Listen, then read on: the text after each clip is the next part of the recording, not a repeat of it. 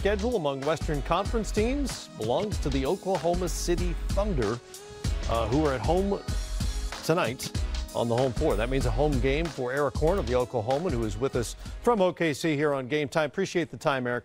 The Thunder signed Markieff Morris, who was bought out by the Wizards. He hasn't played, though, since December because of a neck injury. When will he make his OKC debut?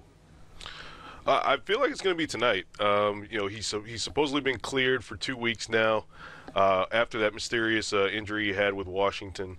Billy Donovan's a guy who he's not shy about throwing guys into the mix whenever they come onto the team. Last year he had Corey Brewer as a guy that they picked up in free agency, and they get him. They don't even get a practice day with him, and they throw him in there on the road against Portland. They've had a couple days to work with Morris, film in the gym. And I'd expect him to get some minutes tonight. I'm not exactly sure how many, but I wouldn't be surprised if he was in there in the first quarter. And Markieff can shoot it a little bit. Obviously, that helps an Oklahoma City team that has struggled really for years now with the three-point shot, although they did get hot in, late January, early February. How appealing was that particular skill set, and why over the last couple of seasons do you think OKC hasn't sought out a three-point specialist?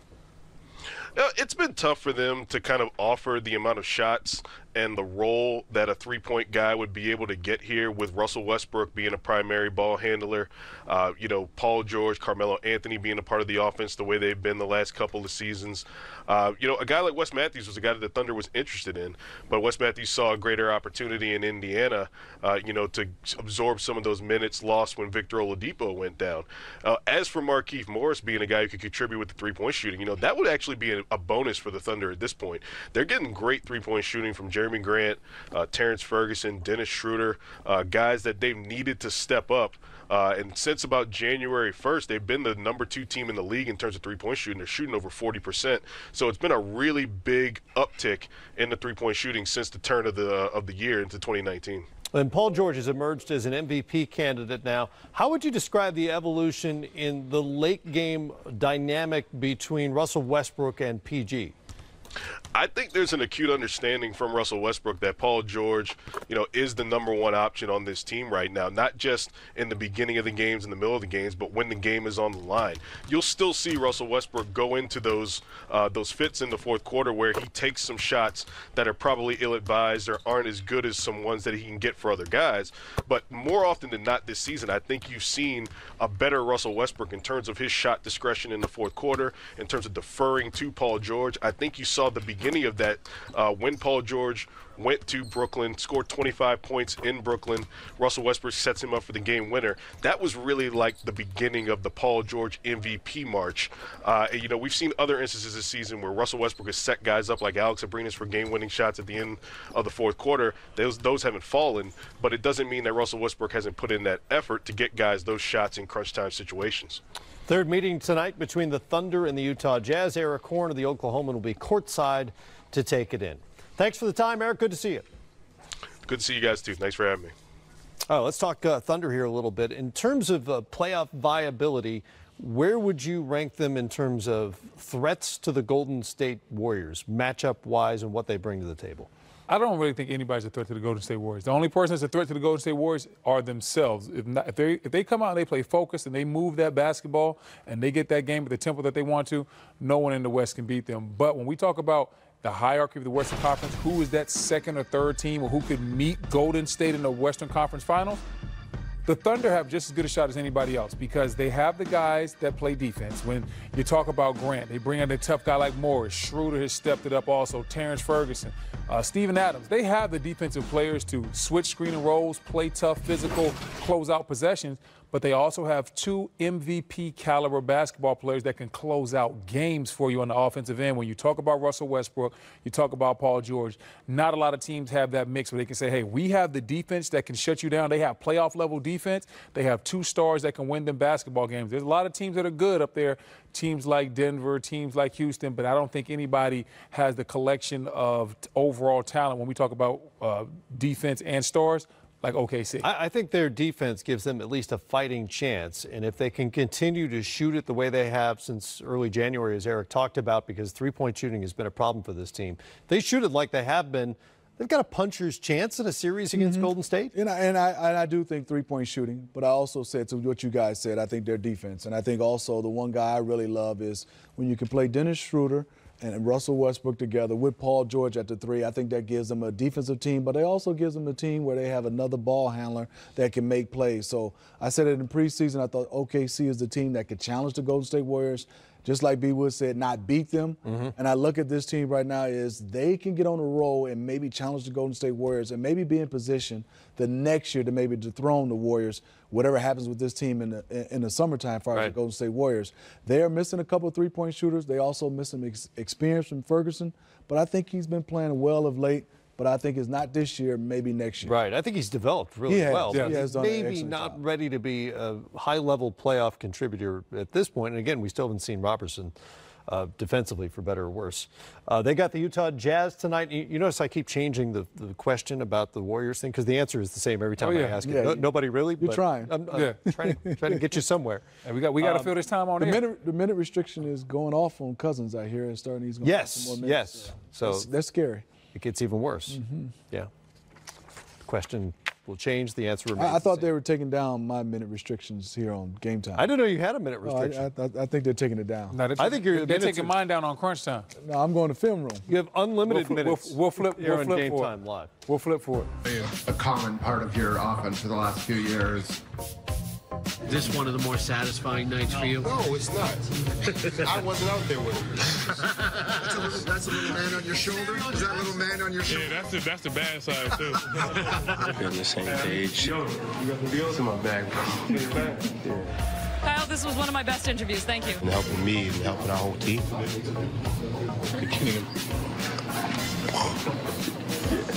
If you play 2 games and you add 1, that means 3 games. Yeah, but you said 1 and 3. If we win. 1 for 3. 1 for 3. 1 for 3 or Yeah, 1 and 2? that's what I meant. 1 for 3. Oh, 1 for 3. Yeah, that's what I meant. USC, baby. I ain't even go to college that long. With my aggressiveness, came out 37 points, you know.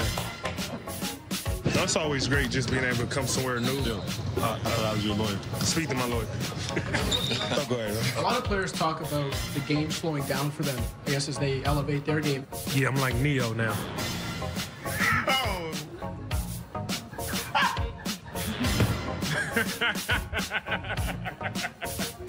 Yo, that was good. That was good. Yeah. Wow. That's Morpheus. Two guys obviously like each other, and the fans in Toronto love DeMar DeRozan, and he's expressed his affection for them as well. No indication he wanted to play anywhere else, and everybody there, and of course DeRozan himself was shocked when the trade went down over the summer. Going to be a huge ovation tonight. I think so, because this is a superstar that wanted to stay in Toronto. And obviously, throughout the years when I played, a lot of guys, when you heard you got traded to Toronto, they weren't excited. You have a player, B. Wood and Matt, that really wanted to be there. But I will say, this is the first time in a long time I've saw individually it's worked for both players. You know, the headline players in the trade, and also team-wise. I don't think the Spurs obviously is not as good as the Raptors as far as record. But this has helped. I think he's expanded his game. They're 10-1 when he had 9 or more assists. You couldn't have told me watching DeRozan, not that he was a selfish player, but he would be able to facilitate and get double-digit assists in the way he's been passing the basketball and still being able to score. I think it's worked out for both players. Yeah, this is the rare trade that works out for both teams. Kawhi Leonard obviously didn't want to be a Spur anymore. The Spurs were able to move on from their franchise player, get another player that's in that same element. He's not as good as Kawhi, but he's in the same area. They were able to get an all-star back. Spurs playing good basketball, struggled early on, so it works. It's been working for them because they're playing better now. But more importantly, Toronto stayed on the same path that they were on. They're going for it. Kawhi is definitely an upgrade over DeMar, but we won't know how much of an upgrade until the playoffs, because the Toronto Raptors will be judged on what they do in the playoffs. If they make it to the NBA Finals or win the NBA Finals and re-sign Kawhi, this trade will be deemed as a success. If they do not make it to the NBA Finals, well, then a lot of people will be looking at, why did we trade DeMar DeRozan? Eastern Conference Finals not a success, you think? They made it to the Eastern Conference Finals before. Yeah. When you trade the best player probably in Toronto Raptors history, DeMar DeRozan, when you get rid of the best coach in Toronto Raptors history, now you're looking at making significant strides forward and doing things that haven't been done in Toronto's history. they've done the Eastern Conference Finals. For this year to be a success after trading DeMar DeRozan, has to be NBA Finals. I totally agree. And I think, obviously, it's going to be really tough if you don't get the Eastern Conference Finals and you lose Kawhi. Right. That could be very tough for the Toronto Raptors organization. And yet I would still argue it was the right move to make last summer because it feels like they had plateaued, and I think that's probably where their minds were at as well. It's different, though, because you felt like you plateaued when LeBron. In the LeBron era. When LeBron was in the East. That's what I say. Now that LeBron was gone, there's no telling how far that team could have been. We'll never know. And Lowry and DeRozan, they were a very formidable team, a very formidable duo, and best of friends, as you can see in that clip. Those guys had a lot of fun together. And with all the high-end competition in the Eastern Conference, as you said, there's just no way to know if that team would have been good enough to get out of the East anyway. All right, later on.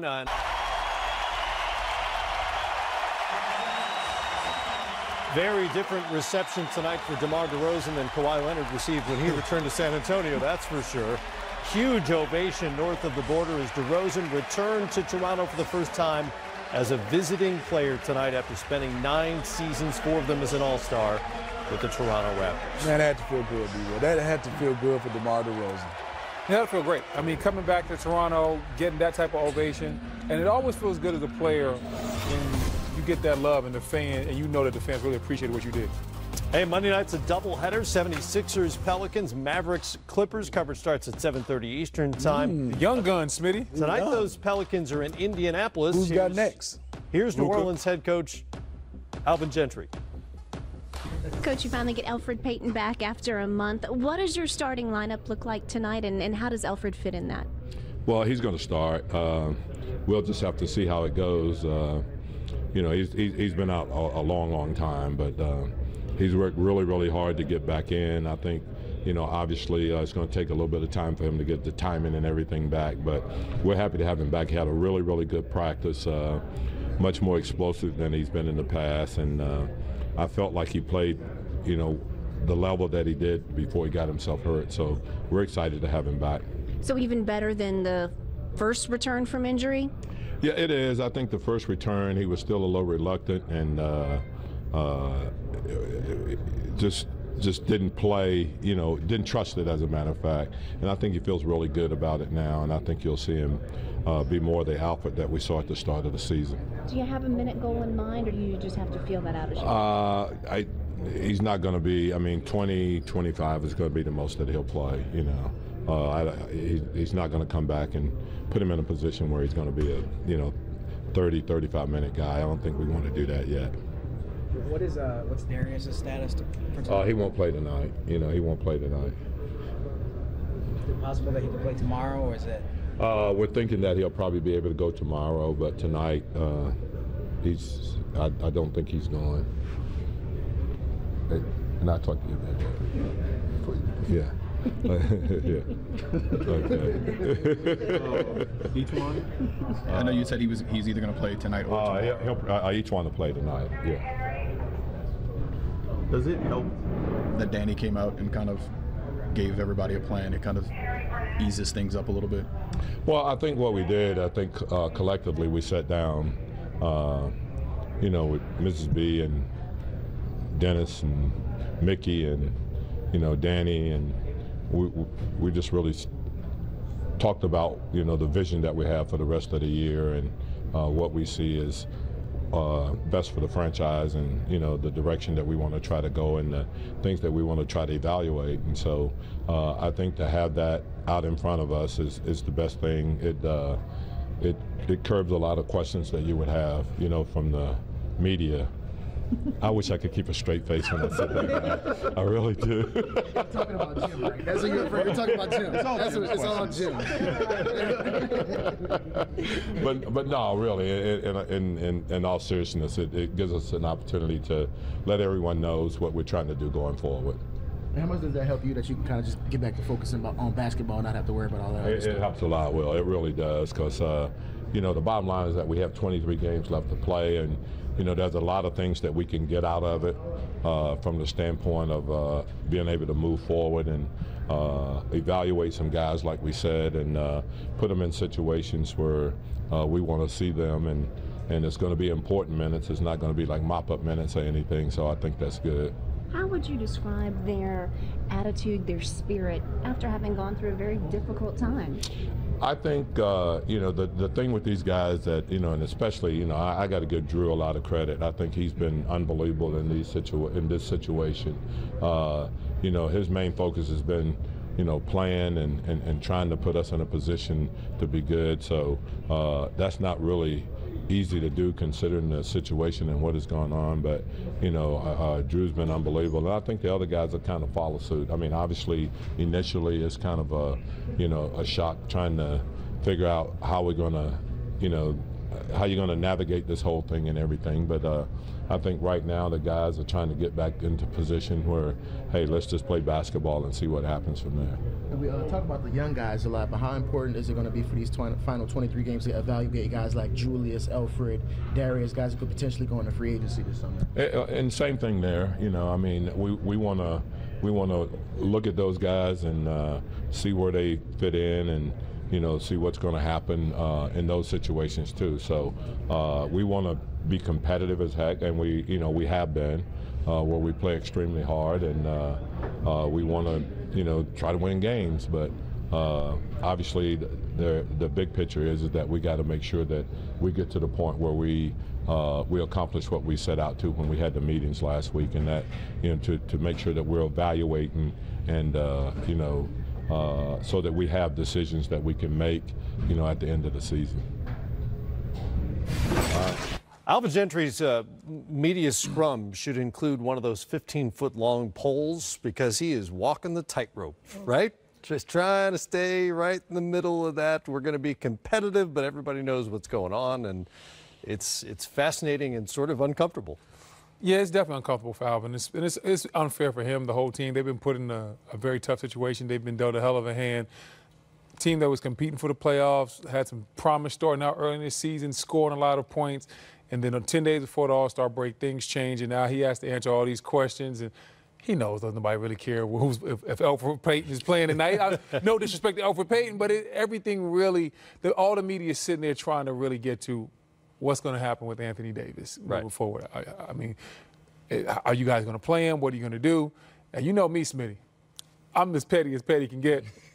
I couldn't be the GM for the Pelicans. Why not? I couldn't even be Alvin. Because the way I handle the situation, I would force the league's hand. I would simply, every time they forced me to play Anthony Davis, when the jump ball went up, I let him jump ball. First time the ball stopped, he's out for the rest of the game. And we're going to see how long, I would see how long they want to keep playing that. But I'm that petty type of person. Dale's gone now. He was the GM. I was going to say, he couldn't be the GM either, apparently. Did I say Dale? No, you didn't say Dale. Okay. You said GM or coach. You didn't say. If I was the GM, well, I might be able to be the GM then. Danny Ferry's interim, so he might need some help. Mm-hmm. Tell Danny to call me. That's what I do. Well, and I look at the Pelicans. Since the trade request, they're shooting a better percentage from the field, shooting a better percentage from the three. Also, defensive field goal percentage is better. But they're 10-13 since the trade request. So I will say Alvin has done a good job, not because of just Anthony Davis, but like Alfred Payton's been out. No Miritich, he's been out before he was traded. They've had a lot of injuries. Etuan Moore has been out. That's been all season. The one guy I would say we don't give enough credit to, Drew Holiday, even though they don't have a good record, has been a fantastic pro on and off the court where he's handled things and kind of kept this ship together on the floor. They still haven't been good, but they have been competitive. And you're right, this is tough for Alvin Gentry. Everything B. Wood said it best. We just want to hear what's going on with Anthony Davis. Right. How's he going to play? And it's interesting how they're going to play him down the stretch. Because a minute restriction, what's the difference with playing in 1 minute, like what B. Wood said, versus playing 20 minutes? I'm telling you, I wouldn't play him. That's what we're supposedly he's going to play 20 to 25 minutes. Again, he's coming off an injury. He only played 5 minutes at the All-Star game. But the owner, Gail Benson, has said she wants to compete, quote, at a high level for the remainder of the season. And if you're trying to compete at a high level, you're putting one of the world's best players on the floor for significant minutes, right? I mean, that's what that means to me. First jump ball, he'd be out if I was here. That's not competing at a high level. Listen, if they want to compete at the high level, they need to get a high draft pick. That's what they need to do. If they need to want to compete at a high level, they need to lose some games so they can get that kid who just busted out of his Nikes. So you said tanking. No, it's not called tanking. It's called. What's a different term now? Yes, because it's a new term. I can't keep it. It's not tanking. What you're doing is you're evaluating your young talent. You're evaluating your young young talent in competitive basketball games. Sitting the elite talent. You're evaluating young talent. You look like Alvin and talking like Alvin. You can't keep a straight face while you're talking. You're evaluating young talent in a competitive manner that you hope you don't win the games. Now we need to evaluating talent. Okay. Now we need to give you one of those 15 polls. Hey, listen, man. You can't even keep a straight face. I know how to waffle a little bit. Oh, okay. Pacers 6-5 since Victor Oladipo went down for the season, and they'll be without Miles Turner tonight. He's out with a hip injury as they take on